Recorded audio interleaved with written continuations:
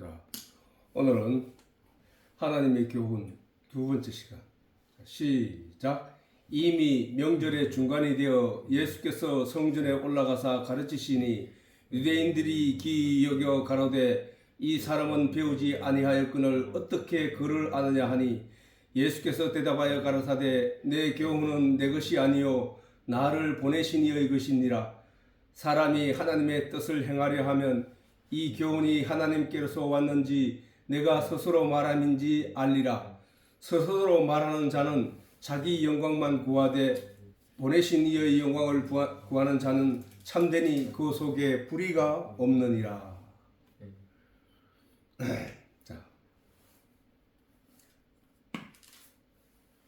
자, 이미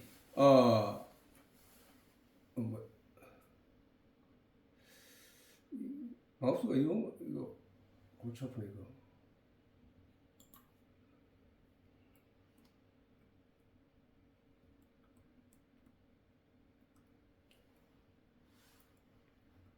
이미 나라가 망하여 로마의 식민지로 있으면서도 하나님의 명에 의한 초막절을 지키겠다고 열심히 애고 있으면 조상들의 역사를 잊지 않고 반드시 하나님이 로마의 식민지로부터 자유롭게 하실 것임을 기대함 때문이라는 것이다. 그지?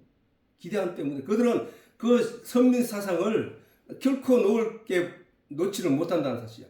그것은 그 사람들이 그 선민 사상으로 그 선민 의식으로 그 종교 생활을 하고 있기 때문에 그 종교 생활을 자기들이 가르치는 이에 의하여 잘못된 길로 이끌려 가더라도 그들은 그것이 잘못된 줄 모르고 그렇게 그 종교에 하나님을 믿는 하나님을 믿고 따르는 그 율법을 믿고 따르는 그 일을 거치지 않았다는 사실입니다. 근데 우리가 보통 이래 보면은 자기한테 어려움이 닥칠 때 신앙인들은 먼저 하나님 앞에 자기를 낮추고 자기를 살피고 해야 되는 것이란 말이에요. 근데 유대인들은 그렇지 않았다는 사실이야.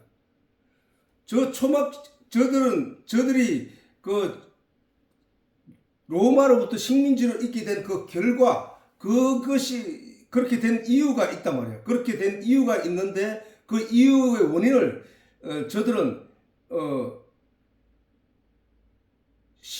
종교 지도자들의 말을 따라갔다는 거예요. 종교 지도자들은 그들이 타락했음을 스스로가 알지 못하고 있었다는 사실이에요. 그러나 결과는 어떻게 되었는가? 그들은 하나님의 아들이 빛으로 이 세상에 오신 것도 알아채지 못하고 그 하나님의 아들을 십자가에 못 박아 죽이는 만행을 저질렀을 뿐이지 않았는가 말이다. 이제.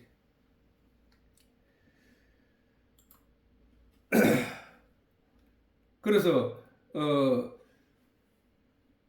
아무리 초막절을 열심히 지키고 행할지라도 그 의미와 그 뜻을 영적으로 제대로 알아차리지 못하는 신앙생활은 하나님의 진노를 살 뿐이었다라는 결과로 나타났잖아요. 그지? 우리가 2000년 동안 나라를 잃고 세상에 흩어져 온갖 고난과 역경 속에 이제 겨우 얼마 되지 않은 인구를 끌고 지금 그 이스라엘 땅에 들어왔지만 그들이 아직도 유대교를 예수를 믿지 않는 나라거든. 이스라엘은 아직도 예수를 믿지 않는 나라다니까. 아직도 정신을 못 차리고 있다는 사실이야. 그렇기 때문에 예수님의 말씀대로 그들은 역시 마귀의 자녀들로 남아있을 뿐이라는 사실이에요. 그러므로 이러한 성경을 살피며 신앙생활하는 우리는 더욱더 성경 말씀을 통한 하나님의 진리를 깨달아 알려는 열심을 가져야 한다는 거야. 하나님의 진의, 내가 이런 뜻으로 말을 했는데 저 사람이 듣는 사람이 다른 뜻으로 알아들을 때에 그리고 그것이 맞다고 우기고 나아갈 때 전하는 사람의 말을 제대로 알아듣지 못한 그를 얼마나 안타까워하고 답답해 할 것인가. 그거는 우리가 사람들이 대화를 통하다가 상대방이 내 대화를 알아듣지 못할 때 그 답답함을 우리가 다 경험했는 바잖아. 그지? 그런 게 있으므로 우리가 하나님이 지금 이스라엘 유대인들을 어떻게 보고 있느냐. 하나님이 내 자녀를, 내 자식, 독생자 하나밖에 없는 아들 예수를 보냈음에도 그 예수를 죽여버리니까 그들이 받을 징벌이 어떠하겠냐는 것이야. 어떠하겠냐는 거야. 자, 예수님은 이렇게 성경 말씀 한 구절 한 구절 속에도, 한마디 한마디 속에도 우리가 결코 가지 말아야 할 길과 우리가 반드시 가야 할 길을 명확하게 설명하고 있다는 사실을 명확하게 제시하고 계시하고 계시다는 사실을 우리가 알아야 된다. 그러면 우리가 그 복음의 말씀을 선포하신 예수님의 말씀을 깊이 생각하고 그 길을 따라가야 한다는 사실이다.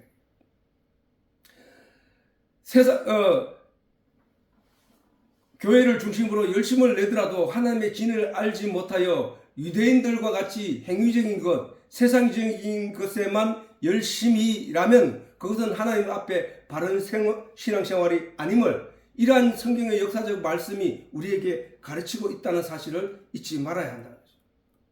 명절 중간이 되었어야 예수님이 예루살렘에 올라가셨고 초막절을 지키기 위하여 예루살렘에 성전에 몰렸던 사람들 앞에 나서게 된 것이다. 그리고 성전에 올라가서 가르치셨다고 하시는데 예수님이 가르치시는 내용이 무엇이겠냐고. 그 성전에 올라가서 많은 사람들이 모인 자리에서 예수님이 가르치는 내용이 무슨 내용이겠냐고. 그들에게 도덕적인 얘기를 하겠냐? 아니, 도덕적인 얘기를 하실 것 같으면은 가늠한 여자를 데리고 왔을 때 그 가늠한 여자에게 돌을 던지라 하고 죽이라 했을 것이란 말이야. 안식일 날 밀이싹을 꺾어 부에 먹었을 때 그들을 가리켜서 율법을 어겼으니까 그 율법을 어긴 죄를 물었어야 될 것이란 말이야. 그지? 예수님이 가난하고 불쌍한 사람들을 길거리에 다니는 것을 보고 있을 때 유대인들을 가리켜서 이 나쁜 놈들아, 저 불쌍한 사람들을 같이 도와가지고 같이 걸어가야 되지, 어떻게 해서 저들을 놔두느냐라고 그들을 향하여 야단을 쳤을 것이란 말이야. 그지? 근데 예수님은 오셔서 그런 얘기를 한 번도 한 적이 없다고. 오히려 세리들과 창녀들과 친구하면서 그들과 같이 먹고 마셨다는 사실이야. 그렇다는 얘기는 무슨 얘기야? 그것은 껍데기야 라고 말하는 거야. 그리고 진짜 내용을 입으로 설명을 하고 계시는 거야. 그지? 저 초막절을 지킬지라도 그 초막절의 의미를 알지 못하면 아무 소용이 없다고 했잖아. 저 초막절에 설명을 했잖아. 초막절은 어떻게 7월 15일부터 21일까지를 했잖아. 7월 15일부터 21일까지고 7월 1일은 나팔절이고 7월 10일은 대속죄일이라고. 그 전에는 뭐가 있었어? 오순절이 있었다고. 맥주절이 있었다고. 오순절이 있었고 오순절 이전에 뭐가 있었어? 유월절이 있었다고. 그래 양의 피로, 유월절 양의 피로 죄사함을 입은 사람이 말씀으로 가르침을 받아 사람들에게 전도를 받아 그들이 그 오순절날 기초적인 맥주의 초실절을 첫 열매를 거두고 그 첫 열매를 거둔 이후에 성령이 그들에게 임하여 그들을 대속죄일까지 나팔절까지 장막절까지 가기까지 성령의 인도를 받아 성령의 가르침을 받고 양육을 받아서 나팔절에 그 나팔 소리를 듣고 우리가 모여서 가는데 가기 전에 뭘 먼저 해야 되냐? 대속죄가 이루어져야 돼. 대속죄가 이루어지고 그 다음에 장막절 결실의 창고인 장막절 안으로 들어가 천국 안으로 들어가는 거란 말이야. 그게 그 초막절의 의미가 숨겨진 그 의미를 제대로 깨닫고 그것을 깨닫기 위해 가는 그게 복음이잖아. 복음. 양의 피로 죄사함을 입고 성령의 인도를 따라 나아가다가 결국 하나님의 장막 안에 들어가는 것. 그게 복음이잖아. 복음. 그 복음의 내용이 저 초막절에 숨겨져 있는데 그것을 행하면서도 그냥 그 껍데기만 열심히 행했다는 거야. 그러니까 예수님이 저 자리에 가서 설교를 할 때 무슨 설교를 했겠냐고. 천국의 비밀을 설명했을 거 아니야. 그게 천국의 비밀이잖아. 그게 천국으로 가는 비밀, 계시, 하나님의 숨겨진 말씀. 그 복음의 내용을 설명했단 말이야. 천국은 이런 것이다. 너희가 하나님을 알지 못하고 말씀을 알지 못하고 하나님의 능력도 알지 못한 거로 오해하였도다. 그래 그 오해한 내용을 설명하고 계시잖아. 껍데기만 열심히 하는 것이 아니라 도덕과 양심에 관한 얘기로 열심히 하는 것이 아니라 너희가 행위를 열심히 하고 도덕적으로 온전해지는 것이 아니라 하나님을 발견하고 진리의 내용을 거기서 발견하고 복음의 내용을 알아차리는 것이란 말이야. 그걸 설명해서 설교했을 거 아니야 말이지. 한 번도 제대로 듣지 못하던 초막절에 대한 하나님의 진의를 들은 유대인들은 과히 놀랄만 했을 것이란 말이에요. 과히 놀랄만 했을 것이라는 사실이야. 매번 형식적으로 혹은 상업적으로 변해버린 신앙 행위에 여념이 없던 그들에게 들려진 예수님의 입에서 나온 복음의 내용은 유대인들에게 깊은 감명으로 다가오게 되었을 것이며 제사장들과 관원들에게는 황당함과 시기심으로 다가왔을 것이다. 당시 예수님의 이와 같은 활약은, 복음을 선포하는 그 예수님의 활약은 제사장들과 관원들에게 점점 두려움으로 다가오게 됐다는 사실이야. 왜? 자기들의 이익이 떨어지게 됐거든. 전부 성전에 오지 않고 예수를 따라다니거든. 얼마나 많이 왔으면은 5,000명이나 모이는 한순간에 한 자리에, 그것도 어린아이는 제외하고 어른들만, 남자들만. 그러면 얼마나 많은 사람이 모였겠냐고. 그러므로 그들은 어떻게 하든지 예수를 죽일 결심을 하게 되었다는 거예요. 그러니까 하나님의 진의를 쫓아가던 제사장들이 아니었다는 얘기야. 예수님의 입에서 나오는 말이 세상적이거나 철학적인 얘기 같으면 공격을 해도 되는데, 그게 아니라 하나님의 복음의 내용이었단 말이야. 근데 그것을 하나님의 말씀, 진리의 내용을 선포하는 예수님을 잡아 죽이려고 했다는 얘기는 그들이 하나님의 사람들이 아니었다는 얘기잖아. 하나님의 사람들이 아닌 그들이 이스라엘 백성들, 유대인들을 이끌고 신앙생활을 지금까지 해왔다는 얘기잖아. 그지? 그러니까 예수님이 너희 아비는 막이라고 했단 말이야. 너희 아비라 하는 것은 너희에게 가르쳐 준 이들을 말하는 거야. 너희에게 이 지식을 넣어준 이들을 말하는 거란 말이야. 그지?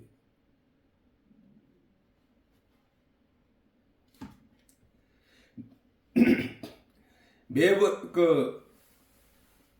그러므로 그들은 어떻게 하든지 예수를 죽일 결심을 하게 됐던 거야. 그래야 예수를 따르게 되면 추례를 당할 것이라고, 유대교에서 쫓겨나게 될 것이라는 경고까지 해가면서 포고를 하였다는 사실이에요. 그래서 많은 유대인들이 그 제사장들의 눈치를 보며, 그 종교 지도자들의 눈치를 보며 두려워했다는 거야. 요한복음 12장에 보면은, 그러나 관원 중에도 저를 믿는 자가 많았다는 거예요. 관원들 중에도 조차도, 공무원들 중에도 조차도 저를 믿는 자가 많대. 누구를? 예수를 믿는 자들이 많대. 바리새인들을 인하여 드러나게 말하지 못하니 이는 추례를 당할까 두려워함이라. 저희는 사람의 영광을 하나님의 영광보다 더 사랑하였다. 두렵다는 거예요. 두려웠다는 거예요. 그만큼 제사장들과 관원들이 그 백성들에게 엄포를 놓았기 때문에, 이미 대중화가 되어버린 거짓이 참을 만나게 되더라도 쉽게 돌아올 수 없음은 대중의 힘이 가진 두려움 때문이야. 그렇지? 지난 시간에 얘기했잖아. 예수님의 수제자인 베드로도 예수님을 저주하면서까지 부인하게 된 것도 바로 이러한 대중의 힘 앞에서였다는 사실이야. 그렇지? 예수님의 복음에 관한 설교를 유대인들은 지금까지 한 번도 들어보지 못하였다.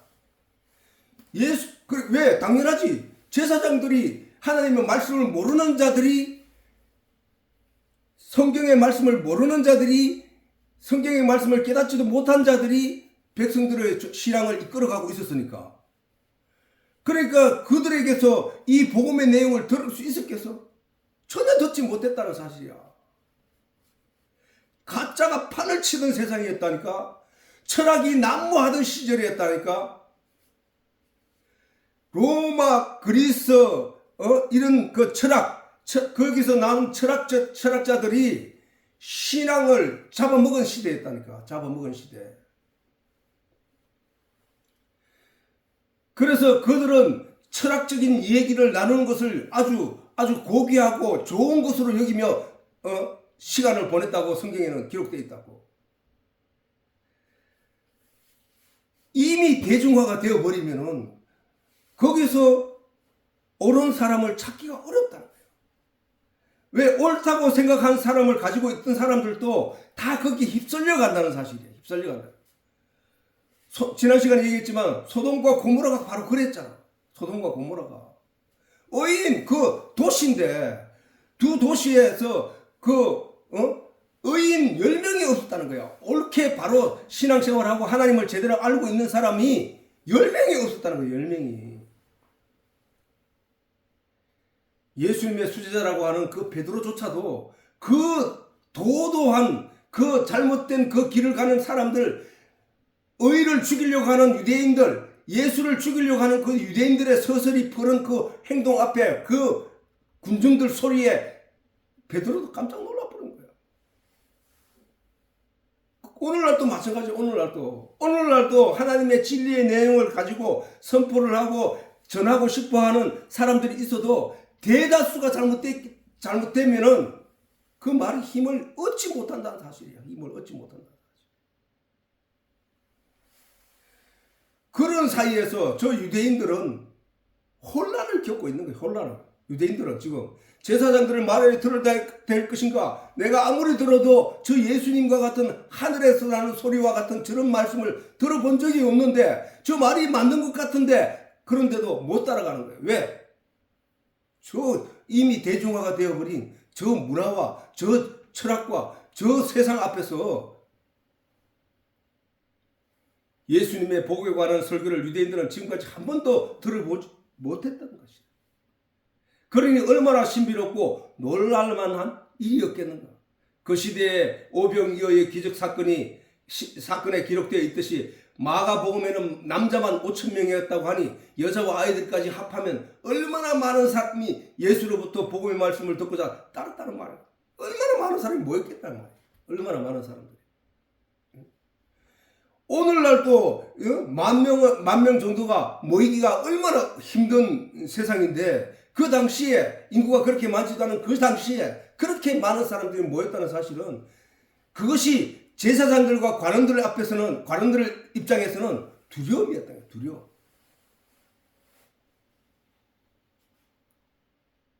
그러니 유대인들의 신앙을 조종하는 제사장들과 관원들이 느끼는 예수의 존재가 두려움으로 다가올 수밖에 없지 않았겠는가 말이다. 어리석은 백성들, 하나님을 알지 못하고 타락한 제사장들의 속임에 빠져 결국에는 하나님의 진노를 사 로마의 식민지 아래 놓이게 되었으면서도 왜 자신들이 로마의 식민지 아래 놓이게 되었는지 그 이유를 알지 못하는 유대인들이었다. 그런 그들을 일깨우고 가르치고자 빛으로 이 땅에 오신 예수님이 전하는 복음의 말씀을 들은 유대인들은 충분히 놀랄만 하였을 것이다. 그들이 놀라고 있음을 알 수 있는 대목이 본문에 고스란히 드러나고 있다. 유대인들이 기이 여겨 가로되 이 사람은 배우지 아니하였거늘 어떻게 그를 아느냐. 유대인들이 그렇게 말했다는 거야. 그렇게 한 탐복에 찬 감탄사로 우리는 유대인들이 얼마나 예수의 설교를 통하여 놀라고 있는지를 짐작할 수 있다는 사실. 아니 저 사람은 우리 동네 사람인데, 저는 요셉의 아들인데, 예수님이 당시 32살, 3살 이래 됐으니까 유대인들이, 동네 사람들은 다 알지. 그가 어떻게 자랐고 어떻게 컸고 어떻게 어렵게 살았는지 다 알고 있단 말이야. 그러니까 그 사람들이 볼 때 저 가난해가지고 학교도 제대로 안 다니고 그걸 또 알지 못하는 사람인 줄 알았는데 어떻게 저렇게 말을 할 대중들 앞에, 그것도 제사장들과 그 관원들과 그 많은 절기를 지키기 위해 모이던 전국의 이스라엘 유대인들 앞에서 예수님이 나서서 설교를 하는데 그것을 보고 얼마나 놀랐겠냐고. 그들이 말하기를 아니 배우지도 않았는데 교육받지도 않았는데 어떻게 해서 저렇게 할 수 있을까 하고 놀랐다는 거야. 이러한 짐작은 제사장들과 관원들에게는 큰 위협으로 다가왔을 것이라는 사실도 우리가 추측할 수 있다. 그러니까 그들이 어떻게 했겠어. 예수를 죽이고 예수님이 사흘 만에 부활한다는 얘기를 들은 그 제사장들과 관원들이 아니 군대를 그 예수님 무덤 앞에 세우고 지키게 했는데 예수의 실제가 사라졌다는 사실을 알고 난 뒤에 관원들이 와서, 제사장들이 와서, 대제사장들이 와가지고 병사들에게 돈을 주면서 너희는 누가 훔쳐갔다고 얘기해라, 졸고 있는 사이에 훔쳐갔다고 얘기해라 라는 거짓말을 시키게 한 그런 자들이 어떻게 유대인들이 예수님의 저 행동에 얼마나 놀랐겠냐고. 초막절을 지키기 위하여 예루살렘에 온 사람 중에는 예수님이 자라온 나사렛이라는 동네에서 올라온 유대인들도 많았을 것이다. 그들은 예수가 시골 마을 나사렛에 사는 가난한 목수 요셉의 아들이라는 사실도 알고, 그가 특별히 교육을 받을 수 없는 환경으로 배우지 않았다는 사실도 알고 있었다는 거예요. 그 모든 사실을 알고 자기 고향 나사렛에서 사는 동안에 여느 아이와 다를 바 없이 성장함을 알고 있었는데, 이 초막절, 여기 예루살렘에서 특별히 성전 안에서 초막절에 모이던 수많은 유대인들을 향하여 말씀을 전하는 예수님을 만나게 되었고, 또한 그 입에서 나오는 신비로운 천국에 관한 복음의 내용을 들었으니 얼마나 놀랐겠는가. 지금까지 누구로부터도 들을 수 없었던 귀한 천국의 복음을 들었으니 어리둥절하였을 것이다. 그야말로 베드로가 예수님에게 고백했던 내용의 말과 같이 같은 느낌을 받지 않았을까? 주는 그리스도요 살아계신 하나님의 아들이니이다. 주는 그리스도요 하나님의 살아계신 하나님의 아들이니이다 라는 말은 베드로가 고백한 내용이거든. 또 베드로가 영생의 말씀이 계시면 내가 어디로 가오리까? 이 같은 진정한 천국 복음의 말씀을 듣게 되면 그것은 듣는 모든 사람을 충분히 놀라게 할 만한 내용이 분명한 것이 그 당시에. 오늘도 마찬가지지만 오늘날 많은 사람이 교회 안에서 설교를 듣고 있지만 천국에 대한 소망에 별 기대를 하지 못하고 있는 것은 사실 그렇잖아. 사실 교회 다니고 있어도 천국에 대한 별 기대를 하지 않고 그저 막연하게 교회를 나오든가, 아니면은 오늘 교회 가야 되기 때문에 가야 된다든가, 아니면 내가 가지 않으면 하나님으로부터 무슨 재앙을 받게 될 것 같고, 교회를 가지 않으면은 내가 이 세상에서 직장에서 혹은 집안에서 무슨 이상한 일이 생길 것 같은 두려움, 이런 것 때문에 그것을 위로받고자, 그것을 그런 일이 없기를 바라는 마음에서 가는 게 아니겠냐 이게.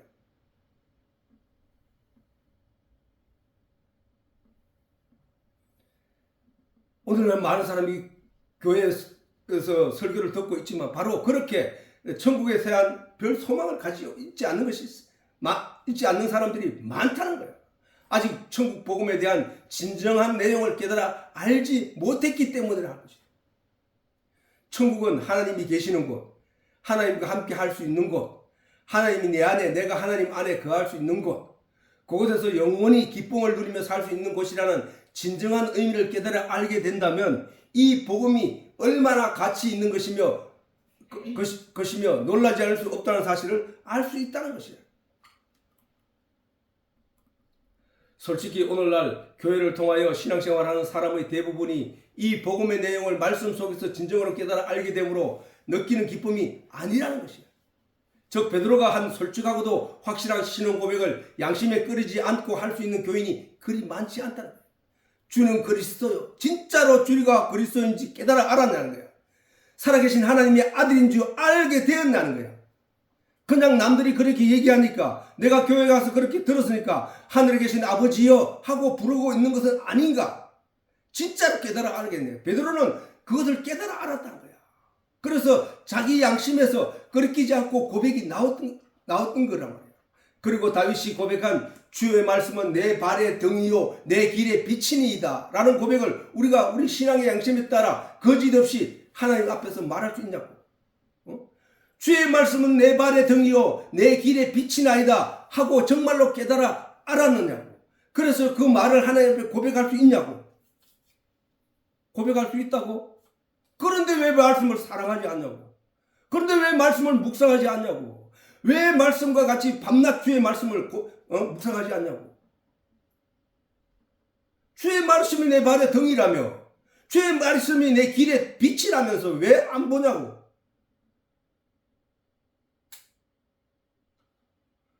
우리가 양심에 따라 이 말씀을, 이 고백을 정말로 하나님 앞에 할 수 있을 때 그는 진짜로 하나님의 말씀을 사랑하는 사람이라는 거야. 그는 진짜 예수를 사랑하는 사람이라니까. 그는 진짜 하나님을 사랑하는 사람이라니까. 말로는 내 발의 등이요 내 길의 빛이라고 하면서 말씀을 묵상하지 않으면서 어떻게 그 말씀을, 아니 빛이라며 등이라며 그 빛 등불이 없으면 내 앞에 놓이지 않으면은 내가 그 길을, 어두운 길을 갈 수 없다며. 동방 박사들이 하늘의 별빛을 쫓아서 예루살렘에 인도되었던 것처럼 우리가 정말로 하나님 말씀을 그 빛처럼 여기고 그 말씀을 따라가고 있냐는 거야. 말씀을 쳐다보지도 않는데. 또한 여호와를 경외하는 도는 정결하여 영원까지 이르고 여호와의 규례는 확실하여 다 의로우니 금 곧 많은 정금보다 더 사모할 것이며 꿀과 송이꿀보다 더 달도다 라는 고백이 우리 마음에 충만히 느껴지냐는 거예요. 정말로 정금, 금보다 더 사랑하고 있나? 더 사모하냐고. 더 사모하면은 그 말씀을 떠나서 살 수 없어야 된다는 거야. 그 말씀을 또 묵상하고 또 묵상하고 또 듣고 또 듣고 계속 반복해서 들을 정도로 내가 어느 곳에 있든지 늘 하나님 말씀과는 떨어지지 않는다는 그런 삶을 살아야 되지 않냐 이게. 삶을.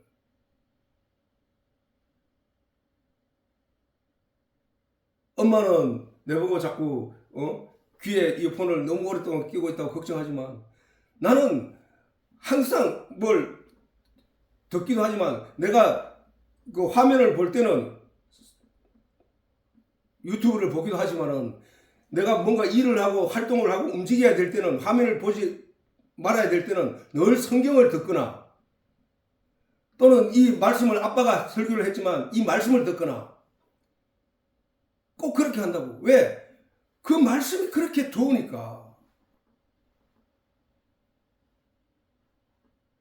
우리의 고백이 우리의 마음에 충만함으로 이런 고백들이 느껴지냐고. 우리 중에는 이러한 기쁨을 느끼고 깨닫기는커녕 일주일 동안 하나님의 말씀을 대면하기가 쉽지 않다는 사실을 실토하게 될 뿐이라는 사실.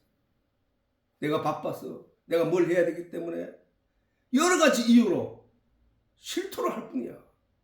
근데 사실 그 여러 가지 하나님의 말씀을 접하지 못하게 하는 여러 가지 일들은 사단의 방해거든. 사실 그게.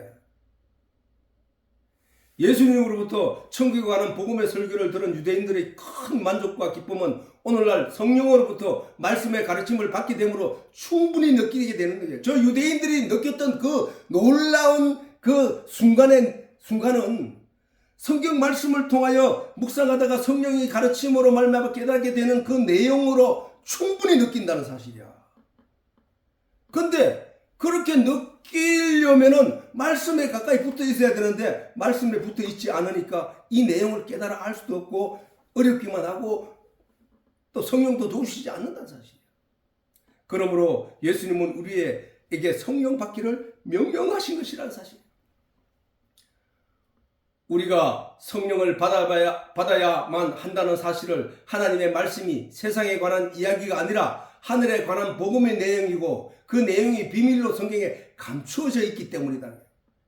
그래서 그 비밀인 성경을 처음에는 읽기가 굉장히 어렵지만 이해하기가 정말로 어렵지만 깨달아 알 수 없는 내용이지만 성령이 임하여 그에게 이것을 깨닫게 하시고 가르쳐 알게 하실 때 그 기쁨은 그 복음의 내용이 얼마나 크고 아름다운 것인지를 깨닫게 된다는 거예요.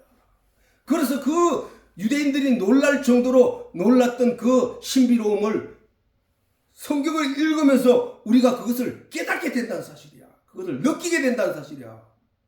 그래서 신앙 고백이 제대로 나온다는 사실이야. 그러므로 예수님께서는 물 곧 진리와 성령이 아니고서는 하나님의 나라를 볼 수 없다고 하신 것이다.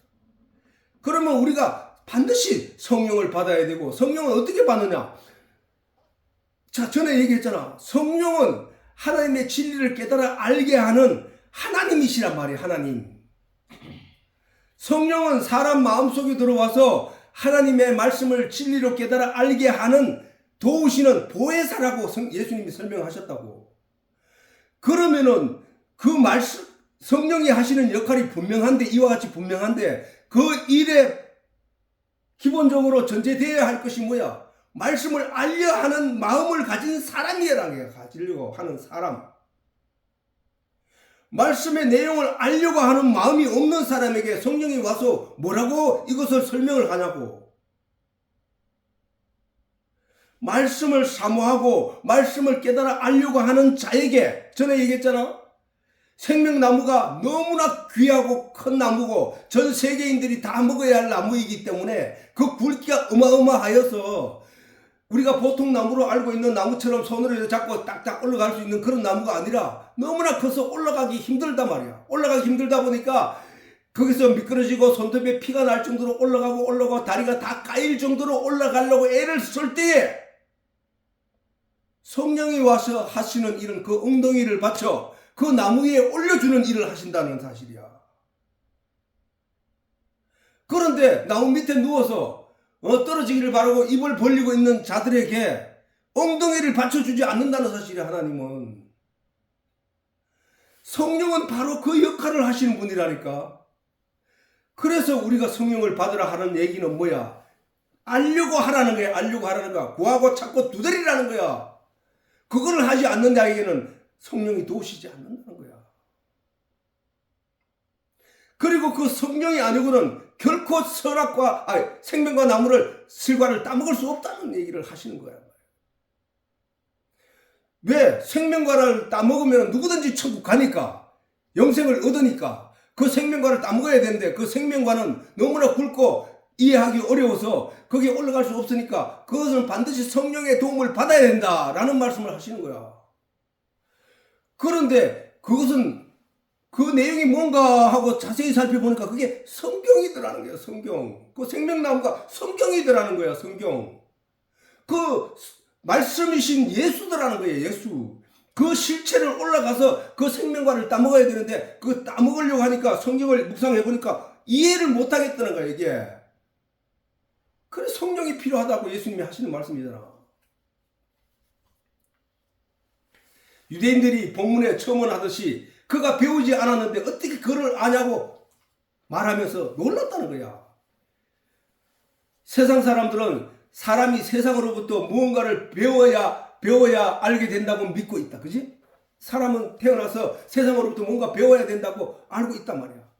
세상의 일은 그렇다. 맞아. 세상의 일은 그래. 그러나 하늘나라에 대한 복음의 내용은 세상에서 배웠다고 알 수 있는 것이 결코 아니라는 말씀을 예수님이 다음 말씀을 통해서 얘기하고 있다는 거야. 세상으로부터 철학을 공부하고 도덕과 양심을 수양한 후 그것으로 성경 말씀을 이해하고 또한 그것으로 설교를 하겠다 하는 것은 세상 사람들이 성경을 이해하는 방법이라는 거예요.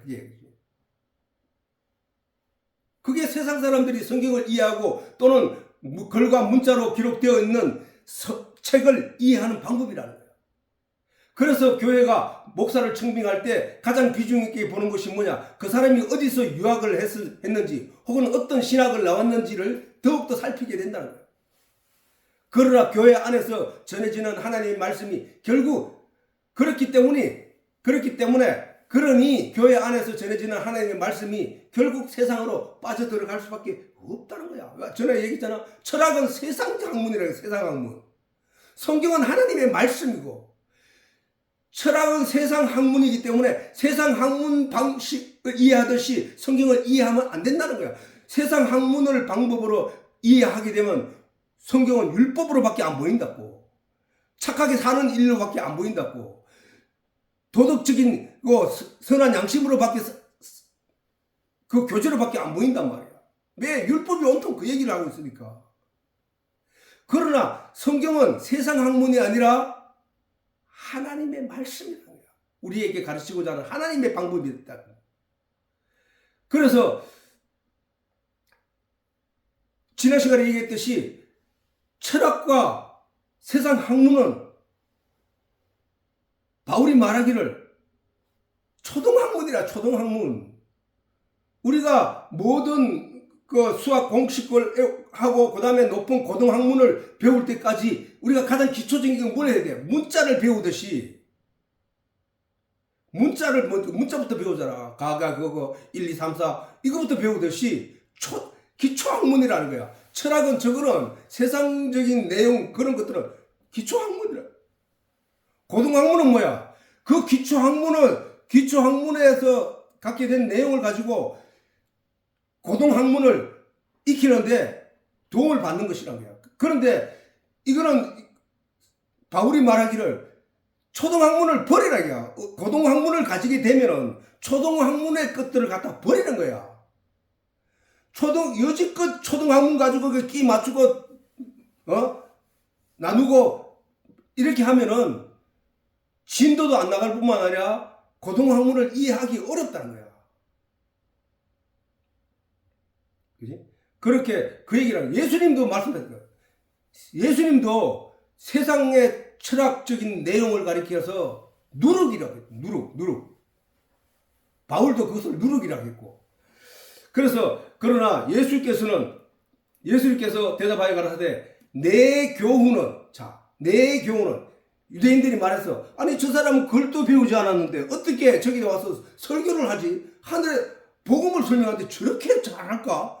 야, 저 말은 정말 신비롭다. 저분은 어떻게 저렇게 할 수 있을까? 하고 놀라면서 말하니까 예수님이 대답하여 가라사대 내 교훈은 내 것이 아니요 나를 보내신 이의 것이라고 말씀하신다.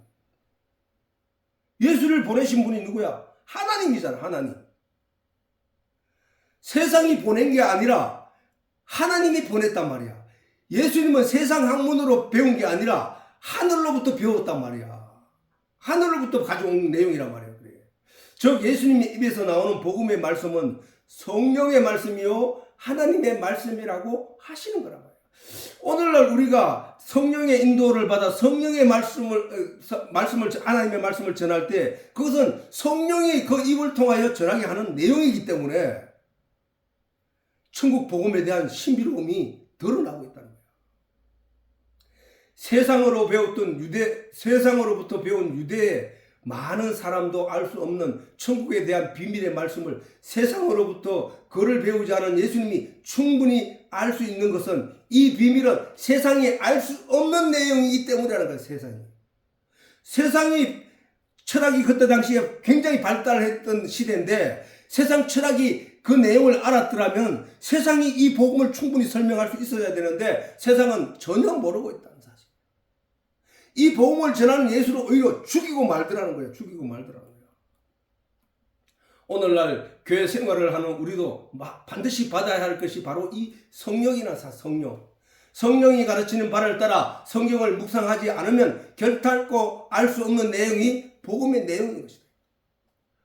복음의 내용이 구약 성경의 비밀로 감추어져 있었고 그 비밀의 말씀을 예수님이 세상에 드러내셨으나 어둠에 속한 세상은 결단코 이 비밀의 복음을 알 수 없다고 하시는 것이다. 그러므로 성경을 통한 복음의 비밀을 깨달아 알고자 하는 모든 이들은 이 성령을 반드시 받아야 합니다.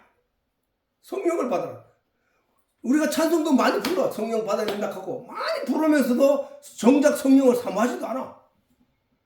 정말 성령을 사모하는 사람은 말씀의 진리가 필요할 때 성령을 받는 것이니까 성령을 사모하지 않는 사람은 성령을 사모하지 않는 거라니까. 하나님이 성전을 지으라고 명령하실 때 성소에 창을 두지 않으신 것은 내가 전에 여러 번 얘기했잖아. 그지?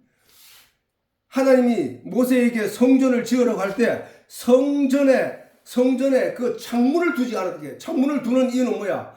바깥의 빛을 낮에는 바깥의 빛을 이용하려고 쓰는 거잖아. 근데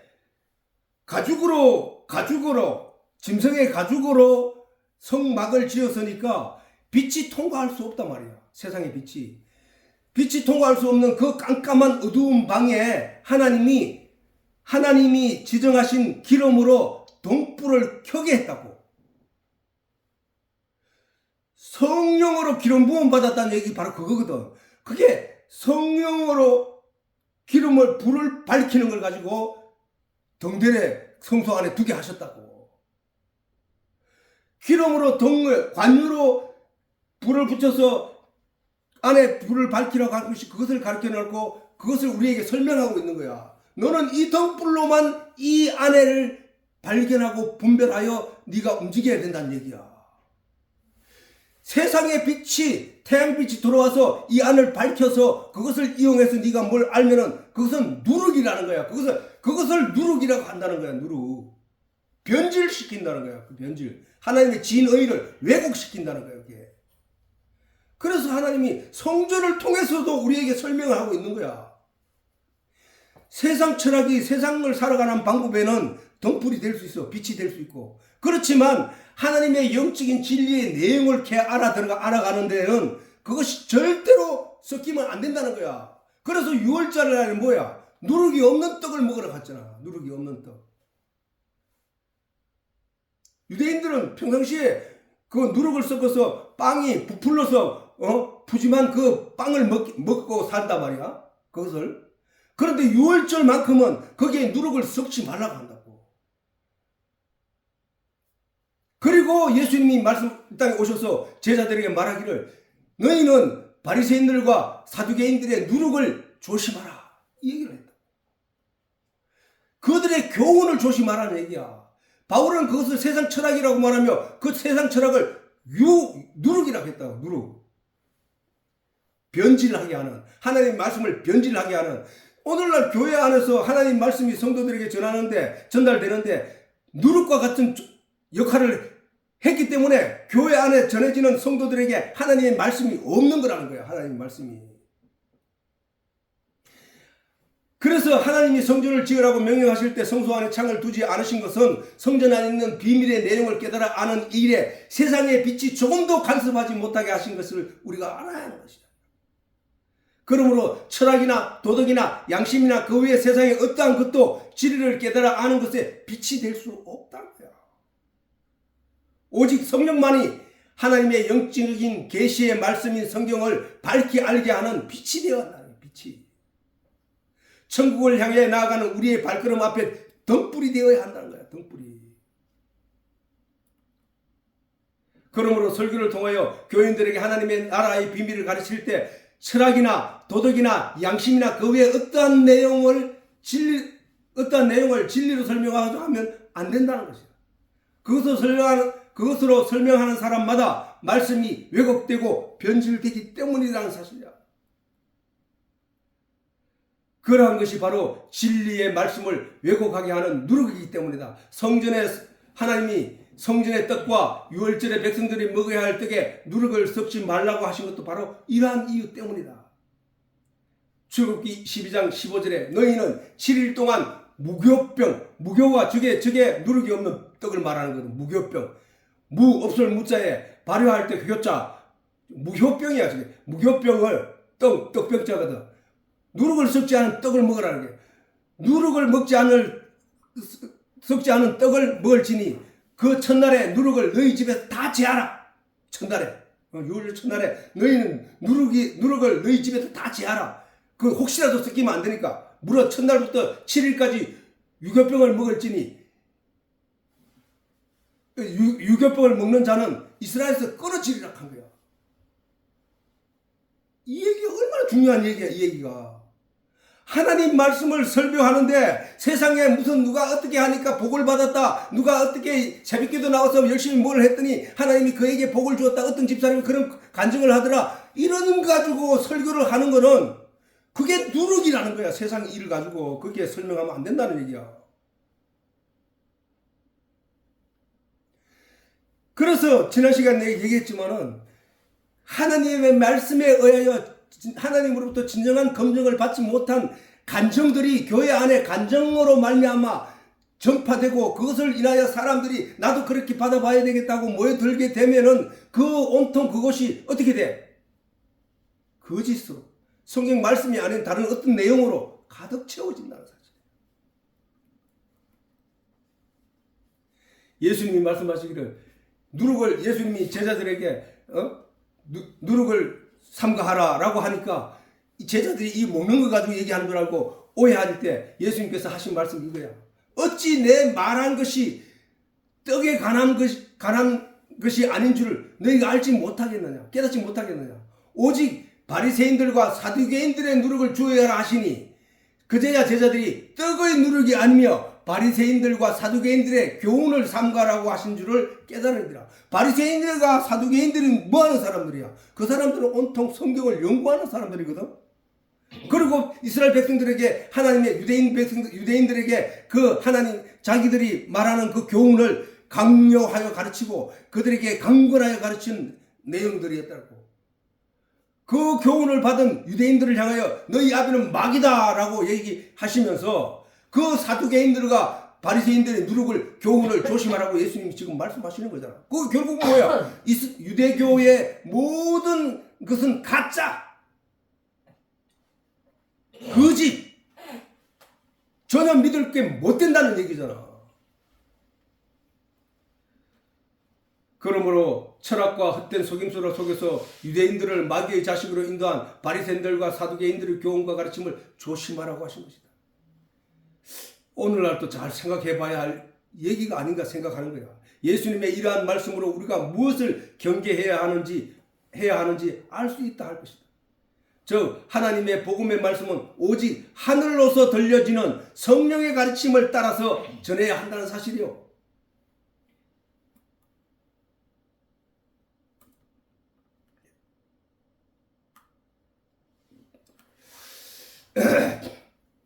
그래서 사람이 하나님의 뜻을 행하려 하면 이 교훈이 하나님께서 왔는지 내가 스스로 말하면, 지금 이 예수님이 하신 말씀이야. 사람이 하나님의 뜻을 행하려 하면 이 교훈이 하나님께서 왔는지 내가 스스로 말하는지 알리라. 즉 예수님의 입에서 나오는 이 모든 말씀을 듣고 수많은 유대인들이 놀랐는데, 예수님이 세상으로부터 무슨 공부를 하고 배워서 이 말을 한 것이 아니라 하나님으로부터 가지고 와서 하나님으로부터 가지고 온 그 내용을 전파하는 것이란 말이에요. 그 얘기를 하시는 거야. 예수님 입에서 나온 이 모든 말씀을 듣고 수많은 유대인들이 놀랐는데, 이것은 땅의 소리가 아니라 하늘의 소리였기 때문에 예수님이 세상으로부터 어떠한 교육을 받지 않았을지라도 성령이 함께 하심으로 알 수 있는 내용이라는 거야.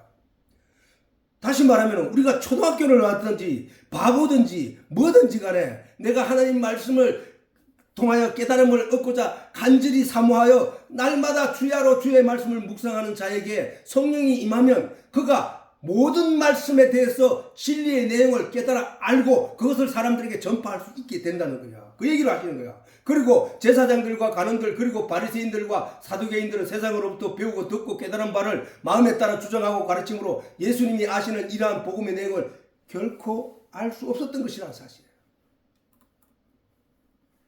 그러므로 성경의 가르침을 알지 못한 거로 오해하여 부활이 있다 혹은 없다는 내용으로 서로 파당을 지어 사두개인들과 바리새인의 중요한 쟁점이 뭐냐? 부활이 있다 없다 내용이거든. 부활이 없는데 왜 종교생활을 하냐고, 신앙생활을 하냐고. 부활이 있다 없다를 가지고 저들끼리 서로 싸우고 하여 갈라진 것이 바리새파와 사두개파라 말이야.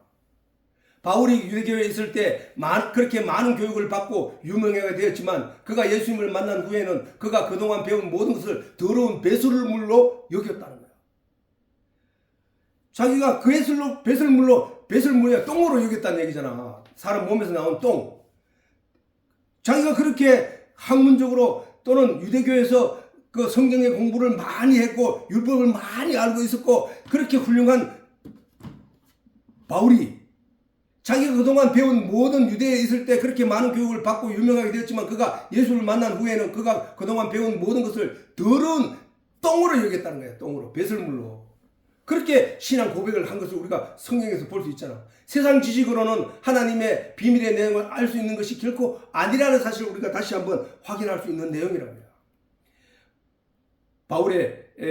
바울의 고백이지. 그러나 무엇이든지 내게 유익이 하던 것을 내가 그리스도를 위하여 다 해로 여길 뿐더러 지금까지는 내가 그게 좋은 거, 그게 진짜 옳은 거라고 여기면서 그것을 열심히 따랐는데, 그래서 예수를 믿는 사람들을 죽이고 잡아서 가두기 위해서 파견되어 자기가 자원하여 나아갔는데, 그 모든 일들이 예수를 만나고 난 뒤에, 다메섹 도상에서 예수를 만나고 난 뒤에 보니까 그게 다 배설물들이었다는 사실을 알게 됐다는 거예요. 그래서 또한 모든 것을 해로 여기면 그렇게 자기가 배운 모든 것이 결국은 자기한테 해가 되었다는 거예요. 해로 여기면 내 주 그리스도 예수를 아는 지식이 가장 고상한 것이었다는 사실을 깨닫게 됐다는 거야.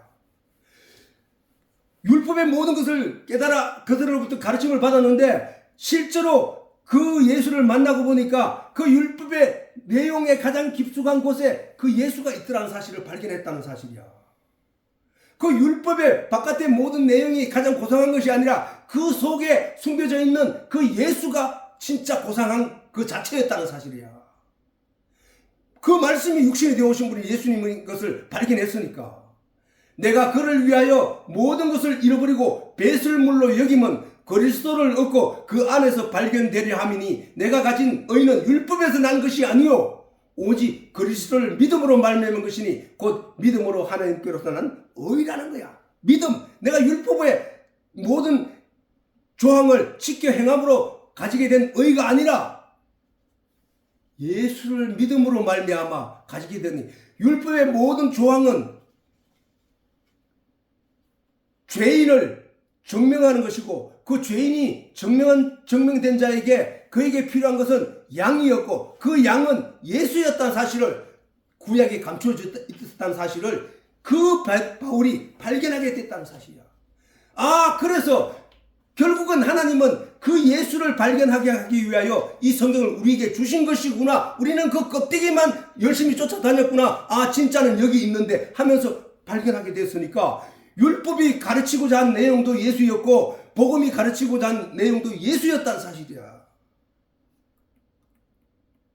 세상이 말하는 의도 나의 행위에서 비롯된 것이고 율법으로 말미암는 의도 나의 행위로 말미암는 것이다. 그러나 예수 그리스도로 말미암는 의는 오직 믿음의 결과로 얻어지는 것이란 말씀입니다. 믿음이 복음인 이유는 행위로는 결단코 완전한 의를 이룰 수 없지만 믿음으로는 이룰 수 있는 것이기 때문에 그것이 복된 소리라는 거예요. 복음. 이 믿음으로 말미암는 복음에 대해 하나님은 이미 창세 때부터 가르쳐 오신 바이며 이미 구약 성경 속에 감춰 두셨던 내용이라는 사실이다. 그러므로 구약을 읽고 묵상하는 이들에게도 그 속에서 복음을 발견할 수 있었다는 사실이에요. 그러므로 구약의 선지자들은 구약의 말씀 속에서 복음에 관한 계시의 말씀을 찾아 발견하고 그것으로 백성들을 가르치고 양육했어야 했다는 거예요. 그 율법의 구약 속에는 예수가 있다는 사실을 발견했어야 됐단 말이에요. 예수님도 말씀하셨잖아. 너희가 영생을 얻고자 성경을 상고하거니와 이 성경은 나에 대해서 기록한 내용들이야 이 사람들아. 그러면 뭐야? 구약의 선지자들은 제사장들은 그 행위를 통하여 그 안에 숨겨져 있는 의미와 뜻을 예수였다는 사실을 예수라는 사실을 그 복음이었다는 사실을 백성들에게 가르쳐서 그들에게 복음으로 말미암는 소망을 가지게 했어야 됐다는 사실이야. 모세의 오경 속에도 이러한 복음의 내용이 고스란히 감춰져 있다는 사실이다. 그 복음의 내용을 발견하고 그것을 의지하며 믿는 것이 곧 구원의 열쇠, 천국의 열쇠라는 사실이야. 이 복음의 내용을 발견된 사람은 세상이 가르치는 온갖 지식과 철학과 도덕에서 비롯된 의와 양심에서 비롯된 의가 바울의 고백처럼 배설물로 여길 수 있게 되는 것이라는 사실이에요. 성령이 인도하는 대로 말하는 자와 스스로 말하는 자의 차이는 예수님이 온 본문을 통해서 말했지. 성령이 인도하는 대로 말하는 자와 스스로 말하는 자의 차이는 분명히 있다는 것이다. 먼저 스스로 말하는 자란 스스로 세상으로부터 많은 가르침을 받았다고 하는 유학을 하고 좋은 학교를 나오고 이런 사람들이 그것을 자랑으로 여기며 그랬기 때문에 내가 더 많은 것을 가르칠 수 있다고 주장하는 사람은 결국 자기 주장을 말하는 것이며 그것을 세상으로부터 인정받고 세상으로부터 영광받으려 하는 자들이라는 거야. 그치? 맞잖아. 왜 열심히 공부를 해? 왜 그렇게 해? 그거는 결국 내가 이렇게 공부를 함으로써 이걸 가지고 사람들에게 가르치게 하는 뜻이고 그래서 사람들로부터 존경을 받는 것이라는 사실이야. 그건 자기를 위한 거잖아. 성령이 인도하는 자는 오직 하나님의 영광만을 구하는 자로서 무슨 얘기를 하는 거야? 하나님이 누구야? 말씀이라고 했잖아. 말씀의 영광만을 구하는 자로서 이는 참되다 할 수 있고 그 속에 불의가 없다 할 수 있다고 예수님이 본문을 통하여 말씀하고 계시는 것이란 말이야. 말씀을. 그러므로 예수님의 말씀을 따라 하나님의 교훈을 변질을 가져올 누룩인 철학을 배척해야 할 것이다. 왜? 성경 말씀에 영적인 것을 추구할 때만큼은 세상의 교훈, 세상의 철학이 너무나 그럴듯하고 아름답게 보이나 그것이 바로 뭐냐? 그것이 아름답게 보이는 철학, 세상적인 것, 이것을 쫓아간 게 누구야? 아담이었잖아. 보이는 것의 아름다움. 그러나 보이지 않는 것의 아름다움을 쫓지 않았다 그야, 아담과 하와가. 하나님의 말씀은 보이지 않지만 그것이 진짜로 가치 있는 것이었는데 아담과 하와는 보이는 가치를 쫓아 보암직하고 먹음직한 그럴듯한 그것을 쫓아간 거 아니냐 말이야. 그러나 세상의 교훈, 세상의 철학이 너무나 그럴듯하고 아름답게 보이나 그것은 하나님의 교훈을 변질시키고 결국에는 그 보인 것 때문에 보암직하고 먹음직한 그것을 쫓아갔던 아담이 하나님의 말씀을 잊어버리게 하고 기억하지 못하게 하고 변질시켜서 그 보이는 것을 쫓아가는 죄를 범하게 됐던 사실이야. 결국에는 하나님 말씀을 떠나게 하는 누력이라는 사실임을 예수님도 사도들도 강조한 바를 따라 우리는 그러한 길을 가지 말아야 할 것이다.